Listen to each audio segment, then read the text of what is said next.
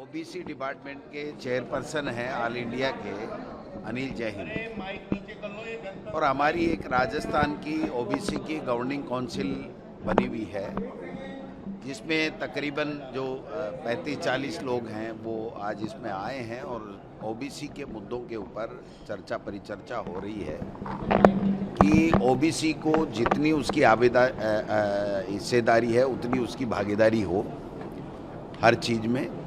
OBC का जो आरक्षण है उसको बढ़ाया जाए, ओबीसी को कैसे कांग्रेस के साथ में जोड़ करके और जो भी सरकारें बनती है उनमें जो भी संसाधन हैं उनका उनके लिए उपयोग हो, किस प्रकार से हो, वो उस पर भी चर्चा हो रही है। और राहुल गांधी जी ने जो जातिगत जनगणना की बात की है वो केंद्र की सरकार ने अनमने मन से माना तो सही आखिरी में, लेकिन उस पर अब भी जनगणना में काम नहीं हो रहा है, तो वो भी एक मुद्दा है। बाकी अपनी अपनी जो भी ओबीसी की समस्याएं हैं सब लोगों को जोड़ करके कैसे संगठित करके कांग्रेस पार्टी की विचारधारा को, कांग्रेस पार्टी को आगे बढ़ाया जाए। कांग्रेस पार्टी के चाहे चुनाव हो, संगठन हो, उनमें उनकी किस प्रकार से सबकी भागीदारी सुनिश्चित की जाए, ये सारी चीज़ें हम लोग बैठ कर के कर रहे हैं। और आखिरी में जो भी निर्णय पारित होंगे उनसे आपको सबको अवगत। मैं कह रहा हूँ कि हाई कोर्ट भी आजकल कथनी और करनी में फ़र्क करने लग गया। ये कितनी बार कहेगा हाई कोर्ट? हाई कोर्ट में पहले भी कंटेम्प्ट लगा है और उस कंटेम्प्ट में फिर समय दे दिया। आज फिर कंटेम्प्ट लगा 31 जुलाई की जब बात आई कि नहीं कराएंगे, तो फिर ये इस तरीके की बातें करते हैं। तो मैं तो हाई कोर्ट से कहना चाहता हूँ कि आप न्याय कीजिए। अगर ये चुनाव नहीं करा रहे हैं तो उनके खिलाफ स्ट्रक्चर पारित करके एक दो को जेल के सलाखों में डालिए ना। आपका इकबाल तो बुलंद रहना चाहिए, कानून और संविधान से ऊपर कोई है क्या? ये लोग बाग बार बार हाई कोर्ट को आंखें दिखा रहे हैं। हर मंत्री और मुख्यमंत्री ये कह रहे हैं कि हम तो एक साथ कराएंगे, जो मर्जी है जो हाई कोर्ट कर ले, हम तो ओबीसी आयोग जो है वो रिपोर्ट देगा तब देगा।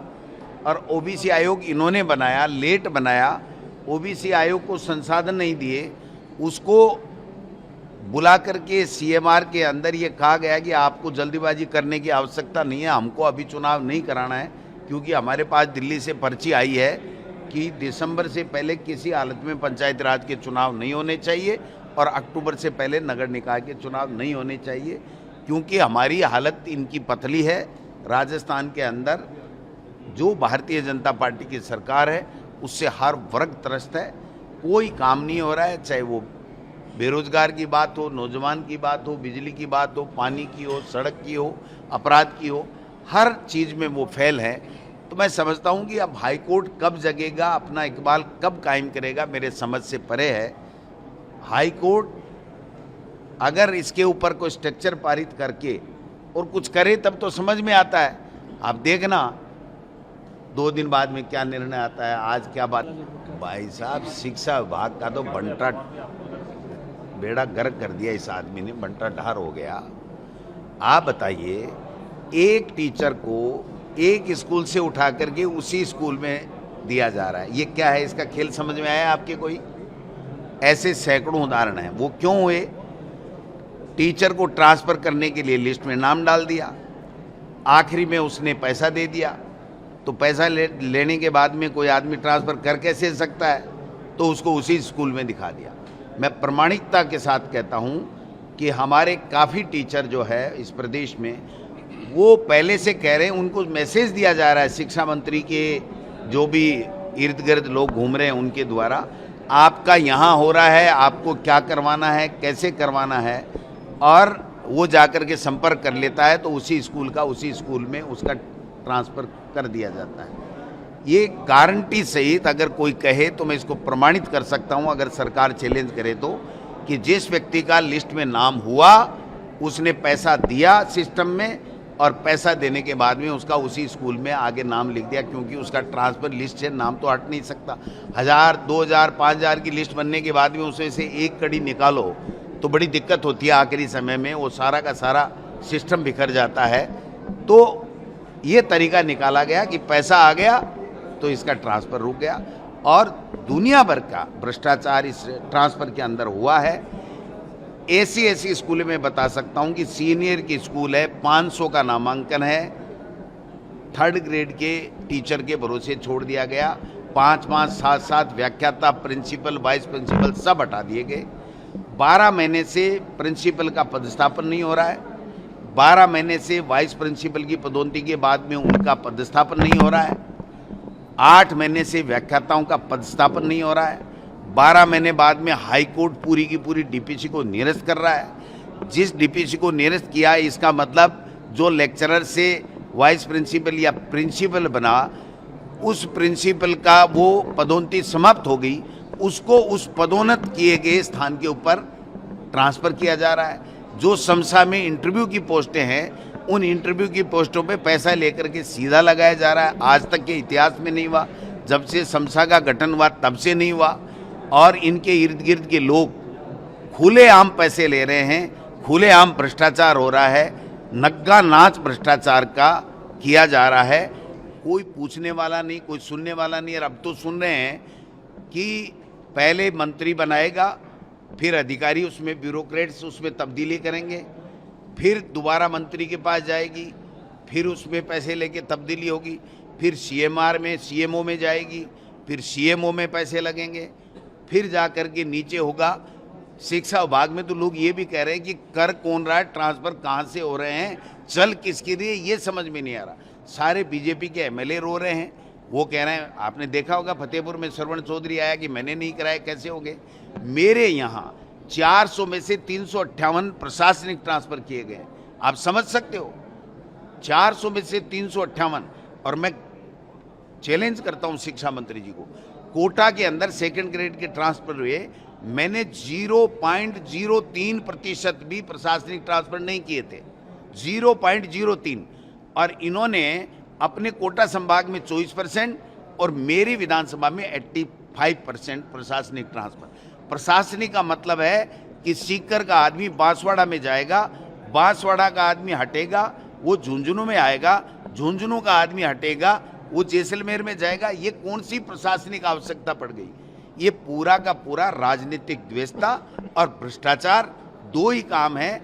और आरएसएस इस पर्दे के पीछे पूरी तरीके। एक राठौड़ है, मैं नाम तो भूल रहा हूँ उसका, संस्कृत एजुकेशन का, संस्कृत शिक्षा का है, और वो पूरी की पूरी हमारे सीकर का चूरू का संभाग है, उसमें वो आकर के पूरा कह रहा है इसको चेपना है, इसको यहाँ करना है, इसके पैसे आ गए, इसके ये नहीं आ गए।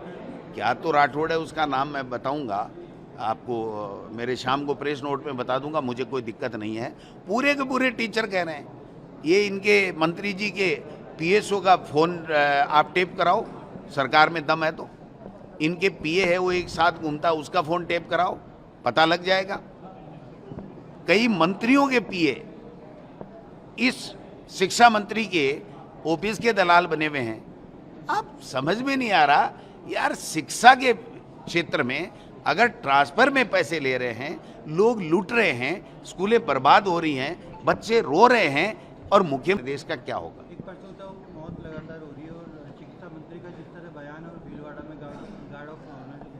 आप कोटा में प्रसूताओं की मौत हुई, जोधपुर में प्रसूताओं की मौत हुई, आप देखिए बीकानेर में प्रसूताओं की मौत हुई, भीलवाड़ा में हुई, बांसवाड़ा में हुई, और मंत्री या तो गए नहीं, गए तो हिस्सी ठिठोली करके और कहा कि वो नाचने गाते आती हैं क्या, बीमार आएगी तो मरेगी।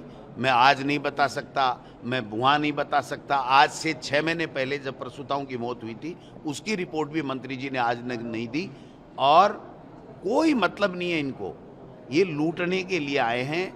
जैसे गजनवी आया था वैसे लूटेरे हैं और लूट करके ले जाएंगे। और एक सबसे बड़ा राजस्थान का दुर्भाग्य ये है कि आज वर्तमान में इस तबादला उद्योग में जिस आरएसएस ने एक वोट नहीं लिया, भारतीय जनता पार्टी के बैनर के कमल के फूल पे जो लोग वोट लेकर के आए, आज कमल के फूल वाले भी रो रहे हैं।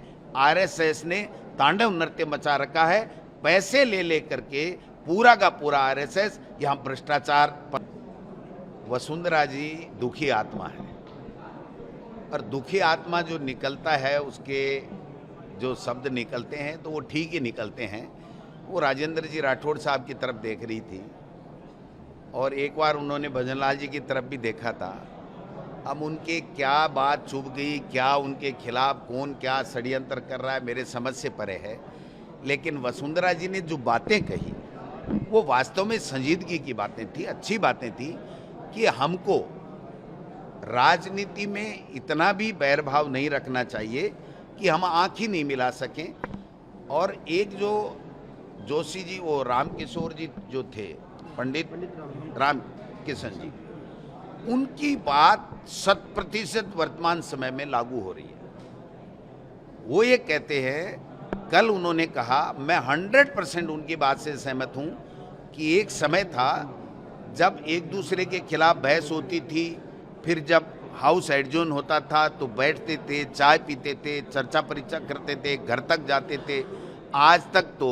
आजकल तो अगर मैंने मुख्यमंत्री के खिलाफ कुछ बोल दिया तो मेरे तमाम जो भी जितने भी रिश्तेदार, पहचान वाले मेरे इलाके के, उनके सबके ट्रांसफ़र कर दिया जाए। आज क्या हो रहा है बताइए? लक्ष्मणगढ़ के ट्रांसफ़र सबसे ज़्यादा शिक्षा में क्यों हो रहे हैं? क्योंकि मैं शिक्षा मंत्री की गलत नीतियों का विरोध करता हूँ, आरएसएस का विरोध करता हूँ। मेरे पीछे आरएसएस क्यों पड़ा हुआ है?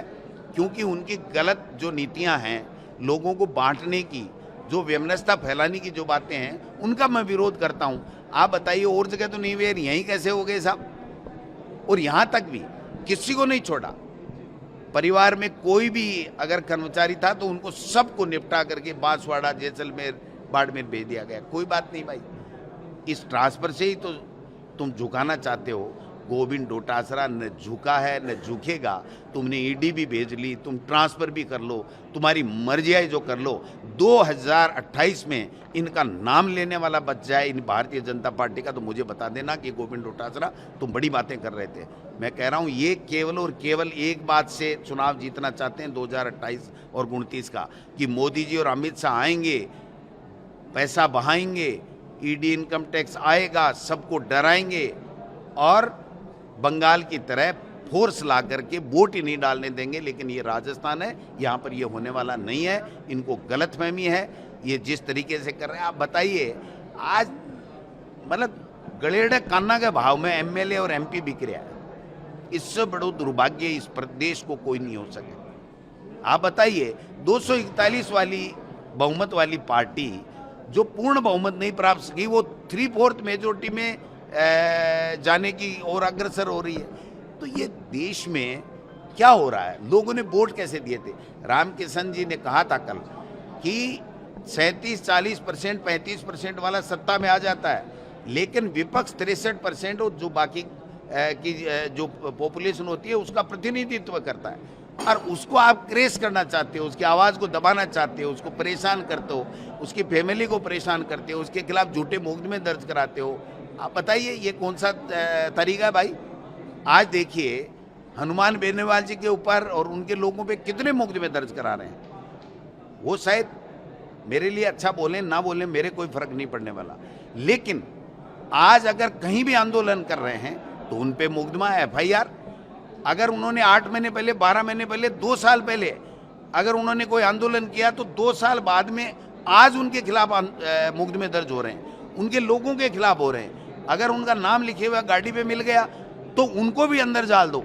ये कौन सी राजनीति है? आप बताओ तो सही। ये तो उत्तर बीका मेरी बारी है। कल जब बारी आएगी ना तो इनका पता नहीं चलेगा इनमें हुआ क्या। लेकिन इनको पता है कि ये कांग्रेस पार्टी जो है वो बदले की राजनीति नहीं करता है और इसका नाजायज फायदा ये लोग बाग